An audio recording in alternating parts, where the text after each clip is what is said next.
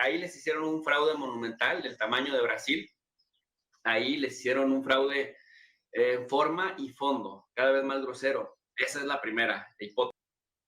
Bien, ahí está, confirmado entonces por un analista político.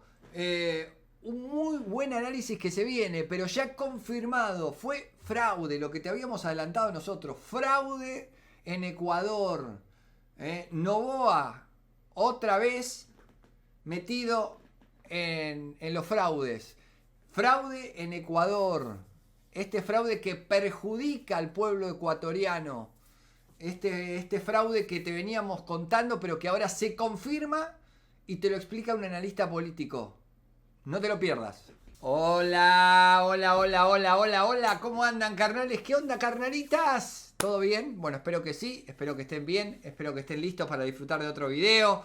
Como digo siempre, y agradezco y aprovecho estos minutos nada más, que tengo un minuto y monedas para hacer la intro y también para saludar a la gente que deja los mensajes, a los que le dan los super likes al video, a los que están apoyando el canal, a los que se suscriben. Hay muchos que me dicen y que escriben: estoy mirando el video pero no me suscribo. Bueno, suscribite, que quiere decir que nos das una mano importante, de verdad. Hay mucha gente que ve los videos pero que no se suscribe porque son colgados, porque no quieren suscribirse. Bueno, el apoyo para nosotros es tu suscripción. No vale nada, no tenés que poner un mango, nada.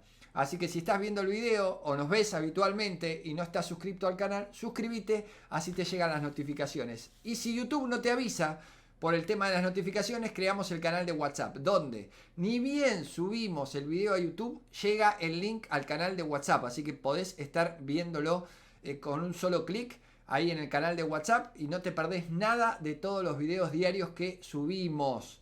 Todos los días a la tarde aparece un video nuestro. Todos los días, inclusive sábado y domingo. Así que está bueno que si YouTube no te avisa, ahí sumándote al canal de WhatsApp vas a llegar a tener el link. A los 30 segundos que subimos el video en YouTube ya tenés el link en el canal de WhatsApp. Dicho esto, les agradezco de todo corazón. En septiembre andaremos por allá. Le agradezco a Alejandro Pinedo, que siempre está ahí apoyando, que es moderador del canal, que nos está organizando y armando todo, que seguramente lo ven ahí en los comentarios también, en lo que va a ser nuestro itinerario en México a partir de, calculo que el 10 de septiembre hasta el 10 de octubre, ¿no? Del 10 de septiembre hasta el 10 de octubre estaremos todo ese mes en México. Estaremos en el Zócalo, estaremos el 15 en el Zócalo, estaremos después recorriendo algunos lugares. Vamos a pasar por Jalisco, vamos a pasar por algunos lugares que me estaban diciendo. Monterrey puede ser otro de los lugares. Y después nos vamos a tomar algunos días para filmar en algunos hoteles que ya nos dijeron que tenemos que pasar por ahí, que ya nos dieron la posibilidad de estar ahí. Así que vamos a estar bien movidito lo que va a ser nuestro viaje a México en septiembre. Así que les agradezco de todo corazón porque lo lograron cada uno de la gente que se está suscribiendo al canal, que nosotros estemos ahí y que podamos compartir quizás con algunos alguna foto, algún video, que puedan participar. Esa es la idea principal. Así que en septiembre andaremos por allá y es gracias a cada uno de ustedes por el apoyo. Así que a suscribirse al canal, que tenemos que llegar a fin de año a los 500.000 suscriptores. Vamos a ver el video del día de hoy. A ver, para explicarle a la gente, lo que vamos a escuchar es un analista, un especialista en el análisis político de lo que es el fraude, monumental fraude que fue las elecciones en Ecuador. Fraude de Noboa. La verdad, sin palabras. Una locura lo que fue el fraude en Ecuador, donde se vio perjudicada la persona que tendría que ser hoy presidenta de Ecuador, Luisa González. Vamos a escuchar a este analista, a ver lo que dice, y te demuestra y te comprueba el fraude de Noboa. Así que presta mucha atención. Pues un tremendo fraude grosero, engañabobos, y los metodólogos, los encuestadores, los pseudo analistas de los medios de comunicación y de algunas redes sociales, que yo entiendo que si viven en Ecuador tienen miedo de salir a decir las cosas como son, se engañan solos. Si de verdad con sus tecnicismos, piensan que es posible lo que vimos que ocurrió entre la primera y la segunda vuelta. Es una patraña. Ahí les hicieron un fraude monumental del tamaño de Brasil. Ahí les hicieron un fraude forma y fondo, cada vez más grosero. Esa es la primera hipótesis. Bien, ahí está, confirmado entonces por un analista político. Un muy buen análisis que se viene, pero ya confirmado, fue fraude, lo que te habíamos adelantado nosotros, fraude en Ecuador. Noboa, otra vez metido en los fraudes. Fraude en Ecuador. Este fraude que perjudica al pueblo ecuatoriano. Este fraude que te veníamos contando, pero que ahora se confirma y te lo explica un analista político. No te lo pierdas. Y después la segunda, el hecho de que ya no cuidan ni las formas. Es decir, anteriormente, Jaime, por lo menos se cuidaban las formas. De todas formas, se llegaba al fraude y con el resultado adverso al pueblo. Pero el hecho de que ya no cuiden las formas, el hecho de que ni siquiera las formas sean una especie de equilibrio, porque que nos queda claro que las instituciones están cooptadas. Eso te habla de la agresividad con la que vienen para repartir el pastel para unos cuantos, con mayor agresividad, sin cuidar las formas. Te pones a pensar en la generalidad. Si en 18 meses, sin asambleístas, Daniel Noboa arrodilló a las Fuerzas Armadas, arrodilló a las policías o a la Policía Nacional, arrodilló a los ministerios en el gabinete, los estratégicos, el Ministerio del Interior, el de Seguridad, el de Relaciones Exteriores. Si arrodilló incluso a jueces, los cooptó, ya sea con dinero o con amenazas, y logró neutralizar a los periodistas más críticos históricamente, estos que te vienen a decir que el periodismo se ejerce para presionar el poder y después terminan comiendo de la mano del poder, pues imagínate lo que va a poder hacer en 4 años, en donde ya incluso logró incrementar su bancada de un partido político que compró, por cierto, de quien empezó con toda esta traición de despojo al pueblo, de Lenín Moreno. Y aquí va lo siguiente, o sea, mucha gente me dice, oye, pero tú, ¿por qué vienes y opinas y hablas? Porque esto ya lo vivimos en México. Esto ya lo vivimos en México de 1929, que se fundó el PRI, el pseudo partido de la Revolución Institucional, que en los 40 agarró fuerza, y agarró fuerza porque se empezaron a crear sindicatos, confederaciones, ¿no? Federaciones, confederaciones, y se aplicó la política del garrote o la zanahoria. Garrotazo para el que se oponía y zanahoria como incentivo para el que apoyaba. Y sexenio tras sexenio, porque acá en los periodos de gobierno son a 6 años, sin opción a reelegirse, porque eso sí es un legado de la Revolución Mexicana, el sufragio efectivo y la no reelección, pero te dan 6 años de periodo de gobierno. Y acá cada 6, nos acostumbraron incluso a que cada 6 años había devaluaciones, cada 6 años, a pesar de que era el mismo PRI gobernando, cada 6 años el gobernante saliente se llevaba hasta la cuchara y los tenedores del Palacio Nacional, porque todo era de plata. Cada 6 años la gente perdía su patrimonio, y cada 6 años, por más coraje que hubiera en las calles, nos terminaban diciendo, con el apoyo de los medios de comunicación, que había ganado nuevamente el candidato del PRI. Entonces, afortunadamente, la ambición cegó a la cúpula dirigente de los años 80. Alguien no quedó conforme alguna vez con el reparto de las candidaturas, porque se sabía que el que iba a candidatearse por el PRI iba a ser el presidente o el gobernador o el diputado o el congresista o el senador, dependiendo del cargo para el que optara. Entrar por el PRI era un 90% de posibilidades de que ganaras, aunque perdieras. Es decir, votaban los muertos, votaban en el padrón, votaban los migrantes, votaban los que todavía no nacían, y a eso le sumas el abstencionismo, porque luego venían campañas. A mí ya me tocó en los años 80, digo, ya tengo mis añitos, ya en los años 80, en el año 88 yo tenía 7 años, pero ya estaba más o menos consciente, porque afortunadamente tuve un padre y una madre que estaban bastante politizados. Mi papá más cargado a la derecha, mi mamá súper cargada a la izquierda, y entonces tenía los argumentos en la mesa y nos íbamos para a hacer, contrastar. sí, a pegar calcomanías a las calles, de un histórico llamado Cuauhtémoc Cárdenas, hijo del general Lázaro Cárdenas, el gran repartidor de la riqueza y de la tierra, y famoso también por haber expropiado petróleos mexicanos y la luz eléctrica, es decir, el famosísimo Lázaro Cárdenas de la reforma agraria, que se enfrentó dentro de México a los poderes fácticos y repartió el pastel de forma diferente, y después también se enfrentó a Estados Unidos y al Reino Unido con aquella gran expropiación petrolera en 1938. Bueno, su hijo Cuauhtémoc Cárdenas, que fue priista toda la vida, en el 88 no quedó conforme con el reparto de candidaturas, se sale del PRI, lo enfrenta con un grupo también de partidarios suyos al interior del PRI, y digamos que ahí empieza su descomposición. Pero mira, o sea, le hicieron un gran fraude. En el 88, por ejemplo, Carlos Salinas de Gortari, a ver si te suena familiar, Jaime, claro, Carla. Claro Carlos que Salinas sí. de Gortari era el niño bonito del momento, delgado, corría maratones. Su campaña fue basada en cómo hacía ejercicio, cómo salía a trotar a las calles con gente guapa alrededor, con gente bonita, con gente con mucho dinero. Presumía que hablaba inglés perfectamente, había estudiado en Harvard. El tipo venía de ser miembro de gabinete, tampoco tenía gran trayectoria política, pero su padre había sido secretario de gabinete, él también fue secretario de programación y presupuesto. Salía a hacer una campaña vibrante de vamos a darle al PRI viejo, o sea, como no había competencia en los partidos de enfrente, entonces contra el PRI viejo. Perdió la elección Carlos Salinas de Gortari, y cuando venía el conteo se cayó el sistema.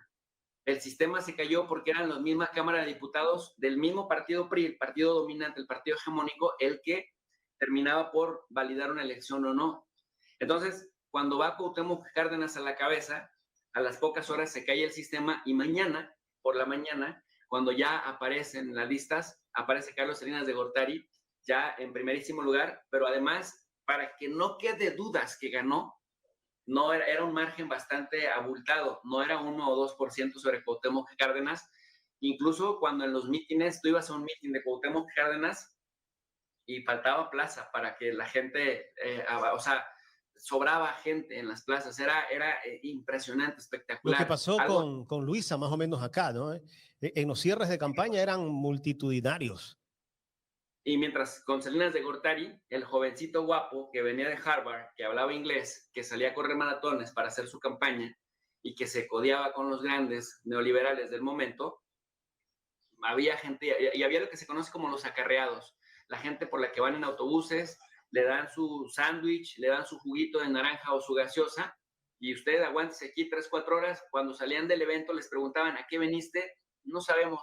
¿De qué se trató? No sabemos. ¿Cuál es la principal propuesta de Carlos Salinas de Gortari? No sabemos. Y nos repitieron la fórmula del 94, Jaime, a pesar de que se inventaron de la observación internacional electoral, es decir, que venían electores de la OEA, la Organización de Estados Americanos, que junto con el Centro Carter inventaron esta figura, esta práctica para legitimar elecciones. Es decir, si tú te estás quejando de fraude, mira, pues te tenemos desde Washington, el Centro Carter y la OEA, este aparato veedor electoral que tiene mucho más legitimidad que cualquiera de tus instituciones, país pobre, subdesarrollado y bárbaro, y te llevamos la civilización para que tengas la certeza de que el resultado que queda, que emerge, ese es el que es, porque te lo decimos nosotros que venimos desde Washington. Y entonces dice López Obrador, al diablo con la OEA también, porque no sirve para garantizar procesos ni tiene mecanismos de coerción, solo sirve para validar y legitimar a gobiernos dictatoriales, gobiernos. A ver, ahí está lo que te veníamos diciendo. El fraude comprobado de Noboa en Ecuador. Yo creo que hasta el más ignorante, después de haber escuchado un poco de lo que está hablando y haciendo este análisis político, se da cuenta que es lo mismo que pasó en México hace unos años atrás. Ahora vamos a seguir escuchando el relato de este analista político, excelente relato porque está muy bien contado, pero cómo tiene que ver todo con lo que pasó en las elecciones en Ecuador hace días nada más. Así que, Noboa, sos un fraude, Noboa, sos un fraude, sos un dictador, Noboa.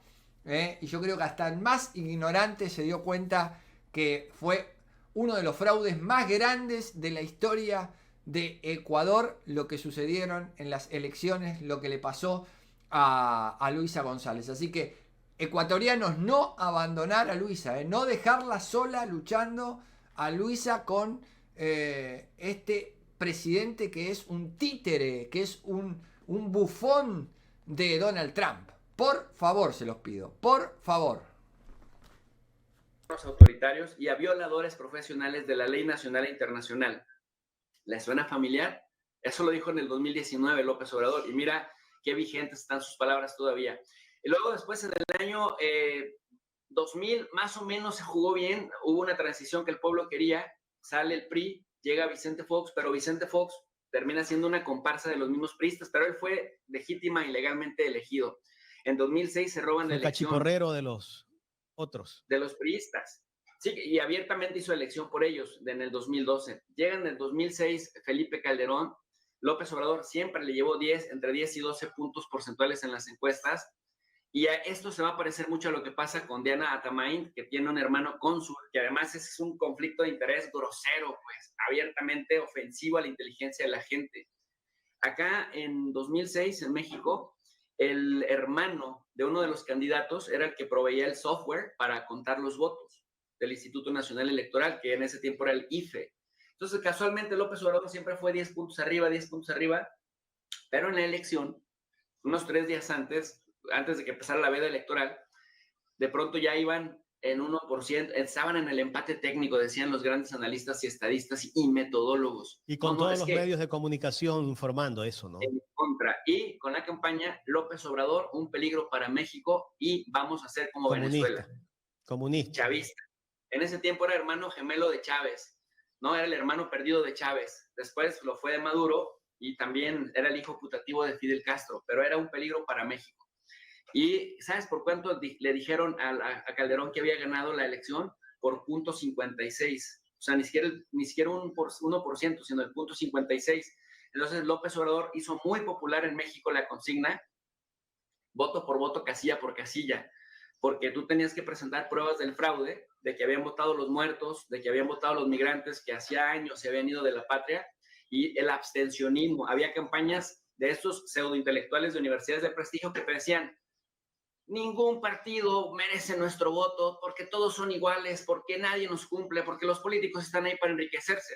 Ergo, en un lugar en donde todos somos monstruos, luego entonces nadie lo es porque todos son iguales. Y provocaban o generaban en las campañas televisivas el abstencionismo de la gente. Y el abstencionismo, todo vacío se llena, Jaime. Había alguien que terminaba llenando las boletas a favor del partido al que estaban apoyando desde Washington. Entonces gana Felipe Calderón, pero estaba muy deslegitimado. Y a los meses, en 2007, lanza, porque en ese tiempo los presidentes empezaban a partir del 1 de diciembre de cada 6 años. Entonces, como en mayo del 2007, lanza una guerra contra el narco, así lo dice él, vamos con una guerra contra el narco, meten a la cárcel así, presión preventiva a presidentes municipales de Michoacán y del Estado de México para dar una muestra de músculo, y después los tienen que liberar a todos porque no les encontraron pruebas, y después se viene todo el debate del debido proceso, ¿no? ¿En qué momento se les detiene? ¿En qué momento se justifica la prisión preventiva, que no era una figura aceptada? Porque en México se es culpable hasta que se demuestra, y la carga de la prueba recae en el que acusa y no en el acusado. Y entonces viene otro tema más importante, aumentan los índices de violencia, es decir, Felipe Calderón para legitimarse lanza la guerra contra el narco, no sé si te suena por ahí familiar, pero le da al traste prácticamente a todos los índices de seguridad. Tuvimos el México más violento de la historia del México independiente. Y él tenía vínculos con el narcotráfico. Pues mira, su secretario de Seguridad, Genaro García Luna, está en Nueva York, ya fue condenado por narcotráfico, por ser parte del cartel de Sinaloa y por trabajar para el cartel de Sinaloa. Ahí lo vamos a dividir en 2 partes, así no nos perdemos nada y así no nos quedamos atentos y no se va a hacer muy largo el video. Pero a ver, comprobado entonces, comprobado para la gente ecuatoriana, no dejar sola a Luisa, por favor, Ecuador, no soltarle la mano, porque ahí este analista político mexicano te está explicando cómo es la trampa que hicieron en Ecuador en estas elecciones. por qué está comprobado el fraude de Noboa en las elecciones de Ecuador. Totalmente comprobado fraude de Noboa en las elecciones de Ecuador. Déjame ahí abajo en los comentarios qué te parece a vos. Si Noboa hizo fraude o no hizo fraude. Yo creo que después de ver este video, escuchar a este analista político mexicano hablar sobre lo que pasó en México, y si lo comparás con lo que pasó en Ecuador, es exactamente lo mismo. Exactamente lo mismo. Así que yo creo que más no hace falta, ¿no? Decir, fraude de Noboa en las elecciones de Ecuador. Le guste a quien le guste, le duela a quien le duela. Es fraude de Noboa en Ecuador. Aparte, habría que ser muy ignorante para no darse cuenta del fraude. Por todo lo que fue sucediendo antes de las elecciones, durante las elecciones y lo que pasó también en las elecciones con lo que tiene que ver con el conteo de los votos. Vamos a ver qué sucede ahora, pero yo le digo, Ecuador, no abandonen y no dejen de apoyar y no dejen de luchar por su libertad, porque van a entrar en esta dictadura de Noboa, títere, bufón de Donald Trump, y la única manera de levantar al pueblo ecuatoriano es que Noboa no sea presidente. Lamentablemente, todas estas trampas que ya hicieron en México y que este analista político mexicano te está contando, y seguramente muchos me los contarán en la caja de comentarios y darán el like si opinan igual que este analista político. A ver, dale un like de verdad. Si vos opinás que hay fraude en la elección de Ecuador, dale un like al video. Así yo me doy cuenta que estás a favor de lo que fue, de este fraude electoral en Ecuador. Deja tu comentario, así podemos debatir, así podemos charlar. Y si tenés ganas, como digo siempre, suscríbete, así nos apoyás a nosotros también. No lo hago más largo, esta es la primera parte, la segunda la vemos mañana, ¿les parece? Pero dale con todo a esta parte y opiná, dale like y metete en el programa del día de hoy que está interesantísimo.